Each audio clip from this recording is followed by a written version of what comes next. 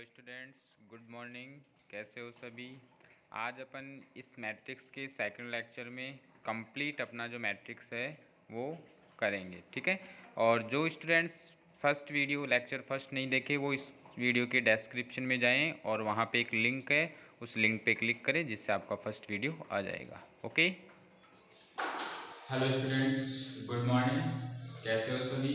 इस महामारी के चलते हुए सभी स्टूडेंट्स घर पे रहे, सुरक्षित रहे। अपन बात कर रहे थे पिछली क्लास में आव्यूह की, ठीक है। तो आव्यूह में अपन पिछली क्लास में बात कर लिए थे इंट्रोडक्शन की, संकेत व क्रम, जोड़ बाकी, ठीक है। इसके बाद में मेरे पास में था तीसरा पॉइंट था, इसमें जोड़ बाकी मैंने डिस्कस कर लिया था।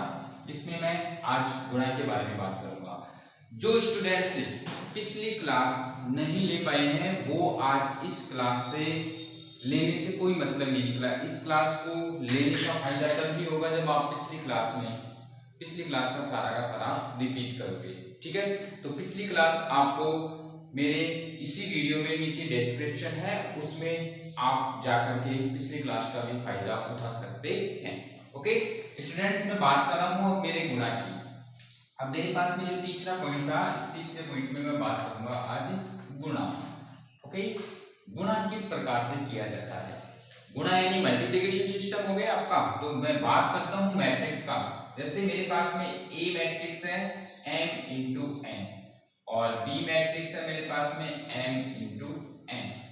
ओके, ए और बी मैट्रिक्स। अब दो मैट्रिक्सों का मल्टीप्लिकेशन यानी कि गुणा कब पॉसिबल होता है ये बात बताते हैं। पहले अपन इसके बारे में डिस्कस करते हैं कि दो मैट्रिक्स का मल्टीप्लिकेशन किस प्रकार से पॉसिबल है। यानी कि यहाँ पे गुणा संभव होने के लिए इसकी कंडीशन जो होती है वो कंडीशन होती है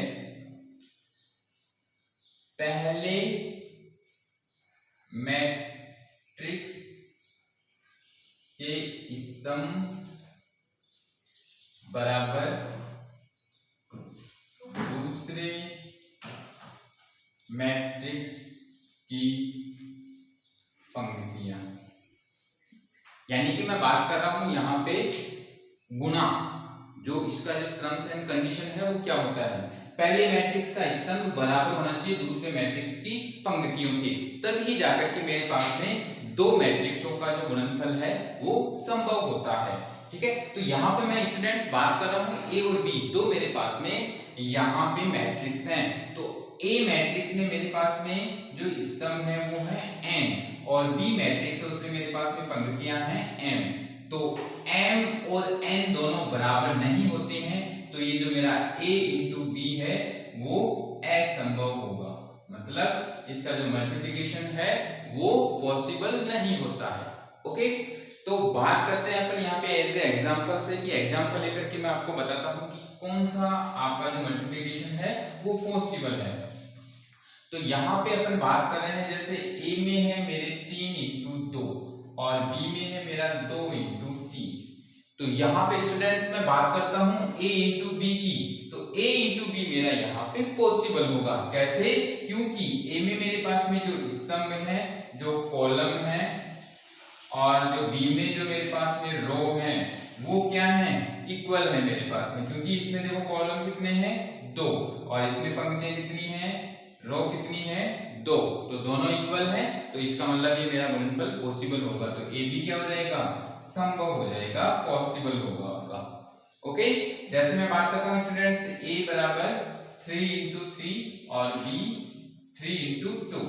ओके, तो मैं यहां से ए बी की बात करता हूं, तो ए बी के लिए मेरे पास में क्या हो जाएगा, a इंटू बी, वही सिस्टम है मेरे पास में। इसमें है मेरे पास में ये कॉलम, वो है मेरे पास में 3, और बी वाले में जो मेरे पास में रो है वो कितनी है, 3। तो दोनों का वैल्यू क्या है, इक्वल है।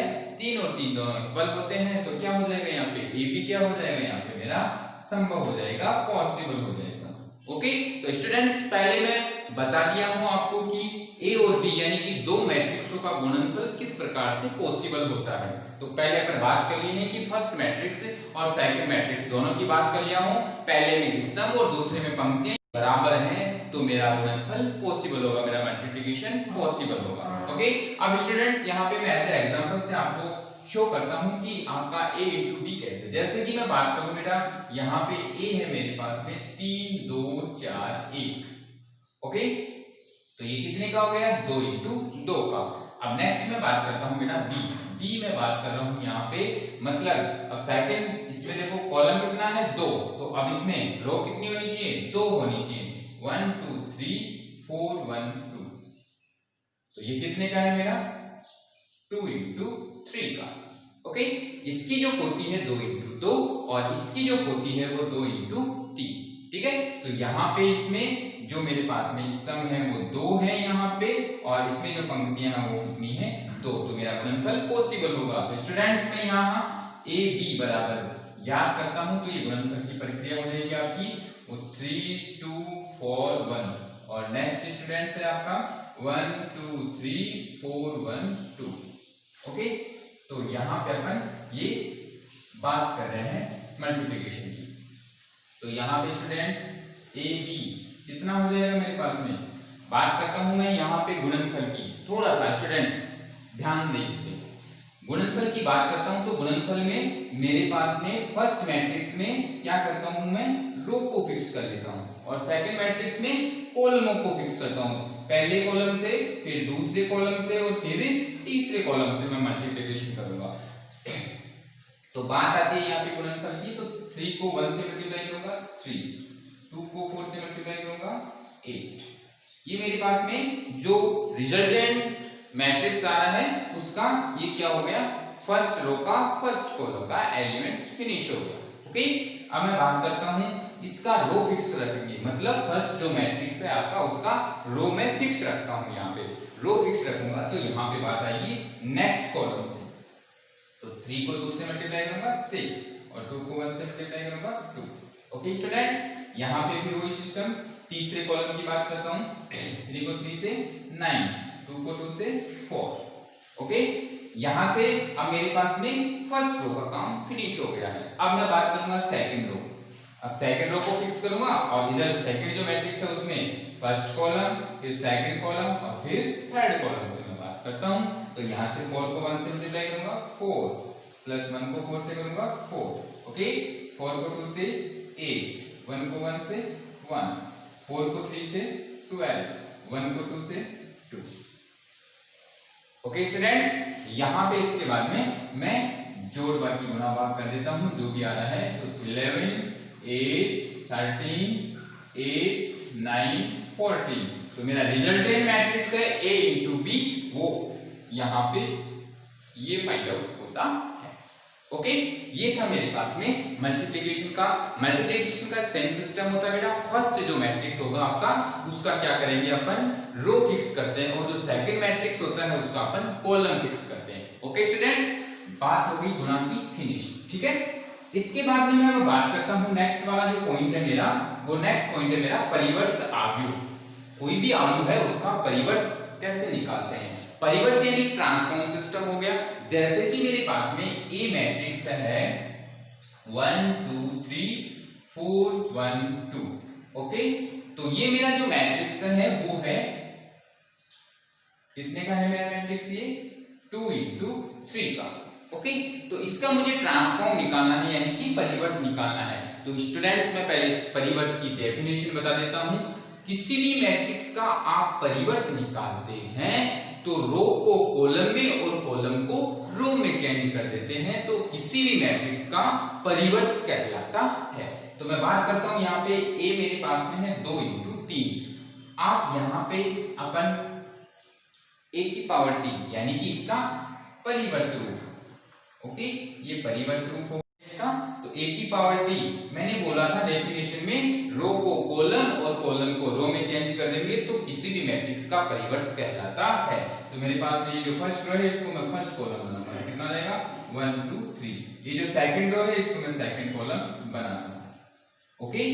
स्टूडेंट्स एक बात और माइंड में आ रही होगी आपके कि जैसे ही ए मैट्रिक्स है मेरे पास में, उसका यदि कोटि 2 इंटू 3 है तो उसका परिवर्त हो जाएगा, तो जस्ट मेरी कोटि भी परिवर्त हो जाती है, यानी कि रो कॉलम में और कॉलम रो में। तो ये कितनी की होगी 3 इंटू 2 की। देखो a है 2 into 3 और जो मेरा a की पावर t यानी कि परिवर्त है उसको लिखेंगे 3 into 2। तो सीधी सी बात है, पर किसी भी अवयव का परिवर्त निकालते हैं तो इसको डिनोट करते हैं a की पावर t से। ओके, और यहां से इस प्रकार से रो को कॉलम और कॉलम को रो में चेंज कर दूंगा तो किसी भी मैट्रिक्स का परिवर्त कहलाता है। ओके, यहां बात करता हूं मैं सममित व विषम सममित अवयव की। सममित और विषम सममित अवयव किसे कहते हैं बेटा? सममित अवयव की मैं बात करता हूं, सबसे पहले सममित की मैं बात करूंगा। तो सममित अवयव यानी कि कोई भी मैट्रिक्स आपके पास में A है और उसका ट्रांसफॉर्म निकालते हैं आप और उस A के बराबर आ जाता है तो वह अवयव आपका सममित अवयव कहलाता है। ऐसे एग्जांपल लेता हूं, यानी कि अपनी जो कंडीशन होती है सममित के लिए वो A बराबर A की पावर T होती है। नेक्स्ट मैं बात करता हूं इसी की फॉर एग्जांपल आपको मैं समझाता हूं। तो यहां से a बराबर जैसे मेरे पास में आ गया 1 0 1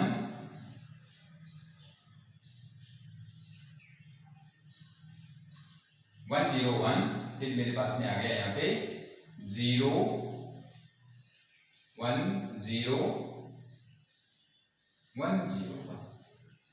ओके, इस प्रकार से मेरे पास में कोई भी मैट्रिक्स है तो यहां से मैं इसका ट्रांसफॉर्म निकालता हूं a की पावर t, तो यानी रो को कॉलम में और कॉलम को रो में मैं चेंज करूंगा। तो यहाँ पे जो मेरा फर्स्ट रो है उसको मैंने फर्स्ट कॉलम बना दिया, ये जो सेकंड रो है उसको मैंने सेकंड कॉलम बना दिया और जो थर्ड मेरा जो रो है उसको मैंने थर्ड कॉलम बना दिया। तो स्टूडेंट्स मैं यहाँ पे बात कर रहा हूँ a और a की पावर t। तो a मेरे पास में है 1 0 1 0 1 0 1 0 1 और मैं जब इसको रो का कॉलम और कॉलम का रो चेंज करता हूं यानी कि ट्रांसफॉर्म निकालता हूं तो देखो सेम टू सेम मेरे पास में फाइंड आउट हो रहा है। तो मतलब a बराबर क्या हो जाएगा a की पावर t, यानी कि बराबर है तो मेरा ये जो अवयव है वो क्या कहलाएगा, ये जो मैट्रिक्स है वो क्या कहलाएगा, सममित यानी कि सिमेट्रिक मैट्रिक्स कहलाता है।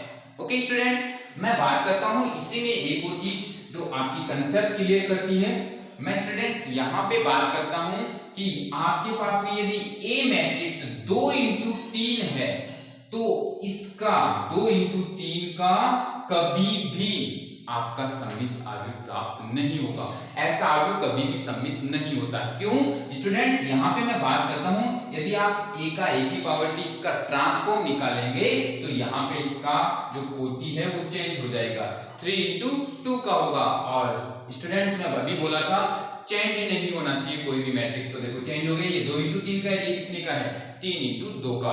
तो सममित अवयव के लिए एक कंडीशन और निकल के आती है कि कोई भी अवयव सममित कब होगा, जब उसकी कोटि एक वर्ग अवयव के प्रकार की होगी। वर्ग यानी कि उसका रो और कॉलम बराबर होगा, तब ही जाकर के किसी भी अवयव का सममित अवयव निकलता है। ओके, इसके बाद में स्टूडेंट्स मैं बात करता हूं विषम सममित अवयव। विषम लगा दिया इस पे, ठीक है। तो विषम सममित अवयव यानी कि सेम, कोई प्रॉब्लम नहीं, बस थोड़ा सा चेंज है। यदि कोई अवयव है आपके पास में उसका माइनस चिन्ह के साथ में, कोई भी अवयव है a और उसका माइनस चिन्ह के साथ में उसका ट्रांसफॉर्म यदि निकल के आता है तो वह मेरा क्या कहलाएगा, विषम सममित अवयव कहलाता है। एज एग्जांपल में मैं बात करता हूं, जैसे a बराबर की मैं बात करूंगा यहाँ पे। जैसे a बराबर जैसा भी वो वाला एग्जांपल लेते हैं अपन 0 1 0 1 0 1 और इसी चीज में यहां से मैं बात करूं, यहाँ पे a आ गया मेरे पास में 1 0 1 0 1 0 1 0, ठीक है। और यहाँ माना कि a की पावर t है वो है बेटा मेरे पास में -1 0 1 0 -1 0 1 -1। ओके, यहां से a है और यहां से a की पावर t है। तो स्टूडेंट्स देखो यहां इस a को मैं क्या कर रहा हूं, इस a को मैं 1 0 1 0 1 0 1 0 1 इस a को मैं माइनस से मल्टीप्लाई कर दिया तो यहां से देखो a की पावर t कितना आ गया -1 0 -1 0 -1 0 -1 0 -1, यानी कि जो भी एलिमेंट्स हैं इनको माइनस से, जीरो को माइनस से गुणा करने पे कोई प्रभाव नहीं पड़ता, कोई इफेक्ट नहीं होता, उसका मैट्रिक्स सेम होता है। ओके, तो यहां से a की पावर t मेरे पास में ये फाइंड आउट होता है। तो यहां से देखो a बराबर -a की पावर t आ गया है, तो इसका मतलब क्या होता है, ये मेरे पास में एक विषम सममित अवयव कहलाता है। ओके स्टूडेंट्स, इसके बाद में मैं बात करता हूं नेक्स्ट जो पॉइंट है मेरा वो नेक्स्ट पॉइंट है मेरे पास में समान अवयव। ठीक है, इसकी बात करते हैं अपन किसकी, समान अवयव की। समान अवयव यानी कि आपके पास में कोई मैट्रिक्स है ए है 3 इंटू 2, 3 गुणा 2 का है, ठीक है, और बी मैट्रिक्स है मेरे पास में 3 इंटू 2 का। ओके, तो यहाँ पे जो मैट्रिक्स है मेरे पास में इस प्रकार से, तो अपन क्या करेंगे, यहाँ का जो सिस्टम है मेरे पास में, तो ये सिस्टम जो आपका होगा, तो यहाँ पे मैं a बराबर b लिख सकता हूं। यदि आपको क्वेश्चन में गिवन है कि a बराबर b है, कोई मैट्रिक्स a है 3 इंटू 2 का और कोई मैट्रिक्स है मेरा b 3 इंटू 2, तो यहाँ पे जो मेरा मैट्रिक्स है a बराबर b, क्योंकि a 3 इंटू 2 और b भी है 3 इंटू 2। ओके, तो यहाँ पे मैं a बराबर b लिख सकता हूँ। यानी कि ऐसा जो क्वेश्चन वो कैसे पूछा जाएगा, यानी कि आपके पास में किसी भी a या b मैट्रिक्स में अननोन नंबर दे देगा, जैसे x y z जो भी है अननोन नंबर देगा, और दूसरा मैट्रिक्स देगा उसमें नॉन वैल्यू देगा, जैसे कोई भी नंबर दे दिया 1 2 3 4 5, ठीक है, तो वहां से अपन अननोन वैल्यू में जो x y z का जो वैल्यू है वो अपन फाइंड आउट करेंगे। जैसे कि a मेरे पास में दे दिया x y 2 z, ओके, और b दे देगा मेरे पास में 3 5 A1, ओके, ऐसे दे दिया, और ऐसे बोल दिया अपने को a बराबर b हो तो x y z a का मान ज्ञात करो, x y z a का मान ज्ञात करो। तो यहाँ पे अपन बात करते हैं बेटा a बराबर b दे दिया मेरे को हो तो x y z a का मान, तो a बराबर b यानी कि इसका जो पहला एलिमेंट है इसके पहले एलिमेंट के बराबर होगा, तो यानी कि मेरे पास में x बराबर कितना हो जाएगा 3, इसका जो एलिमेंट है ये इसके बराबर हो जाएगा, तो y बराबर 5, ये एलिमेंट इसके बराबर तो a बराबर 2, और ये एलिमेंट इसके बराबर तो z बराबर 1। ओके, यहां से ये मेरा सिस्टम क्लियर हो गया है कि x y a z का मान आ गया है। ओके, तो यहाँ पे जब अपन समान अवयव की बात करते हैं तो इसमें अननोन वैल्यू देगा, अपने को a दे दिया और b दे दिया, उनमें कोई ना कोई अननोन वैल्यू देगा, वहां से अपने को उन अननोन वैल्यू का मान निकालना है। कहां से, a बराबर b लगा करके, जैसे कि a आपको 3 इंटू 3 का देगा तो b भी आपको 3 इंटू 3 का देगा, और इन्हीं दोनों में से किसी में भी आपको अननोन वैल्यू दे सकता है। अननोन वैल्यू जैसे x y z a b c d कुछ भी दे सकता है।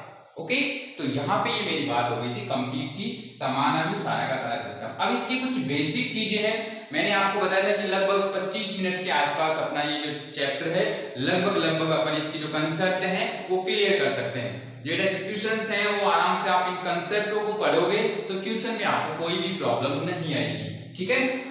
तो अपन बात करते हैं थोड़े से कंसेप्ट की, तो थोड़ा सा इसका जो चैप्टर का है वो 2-3 मिनट का आपका है, तो कंसेप्ट का रह गया है। कंसेप्ट क्या होती है, जैसे कि मेरे पास में कोई मैट्रिक्स है A, जैसे 1 2 3 4 1 2 1 3 1, ये मैट्रिक्स है, ठीक है।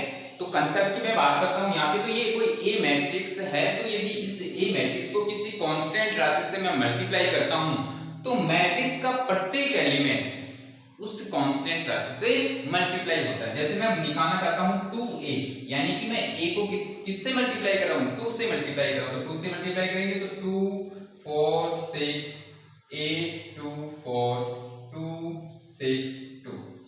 ओके, इस प्रकार से अपन फाइंड आउट करते हैं। ओके, जैसे a मैट्रिक्स है, इसको यदि मैं 4 से मल्टीप्लाई करूं तो 4a, मेरा 4a क्या हो जाएगा 4a, 4 से मल्टीप्लाई करूंगा 12 16 4 8 4 12 4, इस प्रकार से मेरा फाइंड आउट होता है। ओके, तो ये मेरा मैट्रिक्स का फंडामेंटल था। यदि मैं बात करता हूं डिवाइड की, भाग की बात करता हूं, तो यदि a में आप किसी भी कांस्टेंट राशि का डिवाइड करते हो तो मैट्रिक्स का प्रत्येक एलिमेंट उस कांस्टेंट राशि से डिवाइड होता है, ठीक है। और बात अपन जोड़ बाकी की अपनी पिछली क्लास में कर लिए थे।